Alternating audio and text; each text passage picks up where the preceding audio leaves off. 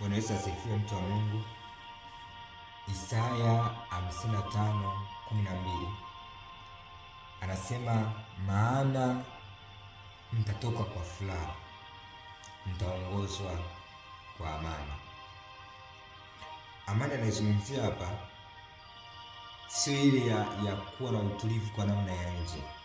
Ni amani ya kuwa na utulivu kwa namna ya ndani, ambayo kimsingi inaambatana na hiyo furaha na inaambatana na tumaini, na ndani yake kunakuwa kuna uhakika kwamba jambo litakuwa kama Mungu alivyosema litakuwa, hata kama wakati huu inaonekana halijawa bado.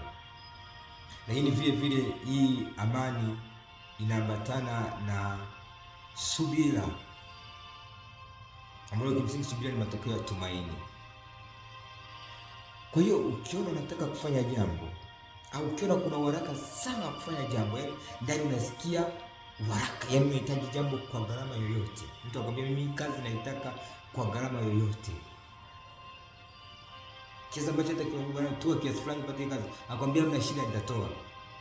Chunguza imani yako kwa Mungu, chunguza tumaini lako kwa Mungu, chunguza kama unaenda kama unaenda kwa amani, kama unaongozwa na amani, kwa sababu amani ikiwepo kuna tumaini, na amani inatokea kwa amani. Maana yake tafsiri yake kwamba Mungu yuko anaongoza kwenye jambo, roho wa Mungu yuko, kwa hiyo Mungu analishughulikia jambo lako. Kwa nini una haraka kiasi hicho? Huo haraka unatokana nini?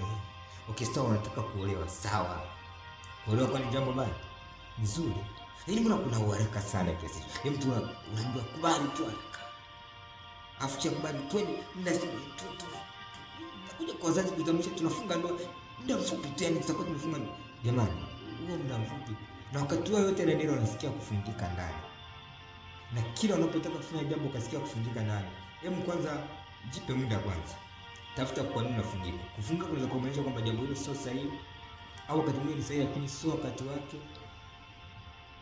au wakati mwingine ni sahihi na ni wakati wake lakini sio kwa namna hiyo ambavyo unataka kulifanya. Kwa huku kufungika, kukosa amani, tafsiri yake kwamba Mungu anakuwekea tahadhari kwamba mwanangu, hapa punguza mwendo. Na ukija kwenye kitabu cha Kolosai 3:16 anasema amani ya Kristo iamue mioyoni mwenu, ndio mlioitiwa katika mwili mmoja, tena iweni watu wa shukrani. Kwa amani, Yesu alisema mahali fulani, alisema amani na wapeni. Amani na wapeni mimi, si kama ulimwengu utoavyo. Kwa amani anayoisemea, kama nilivyokuambia hapo awali, sio kuwepo na utulivu, sio mazingira ya nje kueleweka. Kimsingi mazingira ya nje yanaweza kueleweka, lakini hujui kinachokuja mbele. Kwa Mungu anakuwa anakuwekea tahadhari, hii njia usiendee, huyu mtu usiambatane naye, hii kazi usimfanye. Anaweka hali ya kukosa amani. Hebu angalia Lutu na Abrahamu.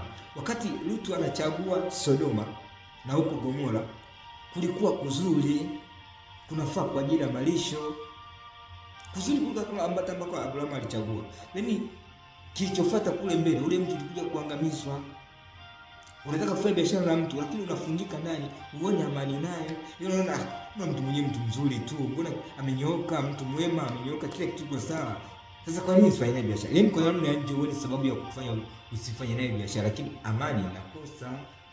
Ile amani ni Mungu anakuambia kwamba huyu mtu hapana. Anaweza kaa sio mtu mbaya, lakini pengine biashara anaenda kuifanya sio biashara mbaya, lakini hujui kitakachofuata mbele ya huyo mtu baadaye ni nini.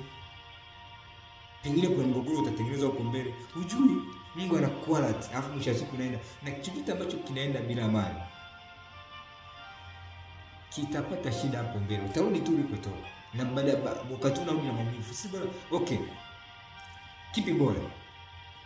Uachane na mtu ambaye sio sahihi sasa hivi, ukubali kuumia sasa hivi, hata kama atakulaumu sasa hivi, au ukubali kuendelea na mtu ambaye sio sahihi sasa hivi, alafu uko mbele mje kuachana. Maumivu yatakuwa makubwa zaidi uko mbele kuliko sasa hivi. Ukubali kuingia na mtu biashara sasa hivi, afu mbele mpate hasara, au mbele akudhulumu upate hasara. Maumivu yatakuwa ni makubwa zaidi kesho kuliko leo. Kwa kipi bora? Si bora nikubali hasara sasa hivi? Bora nikubali sasa hivi ili kesho nisile hasara iliyo kubwa zaidi. Na Mungu anasema kama amani yake haipo, hata hahitaji kuomba. Kama una amani na hilo jambo, Mungu hayuko. Au pause kwanza, usichukua hatua, subiri kwanza. Tafuta kujua kwa nini unakosa amani, afu shughulikia hilo swala la kukosa amani. Likishashughulikiwa, basi ndo fuata na hatua nyingine. Mungu akubariki sana, na natamani sana usipuuze hili swala la kukosa amani. Usipuuze. Inaleta shida baadaye. Usipuuze. Mungu akubariki sana, wewe ni mtu wa thamani sana.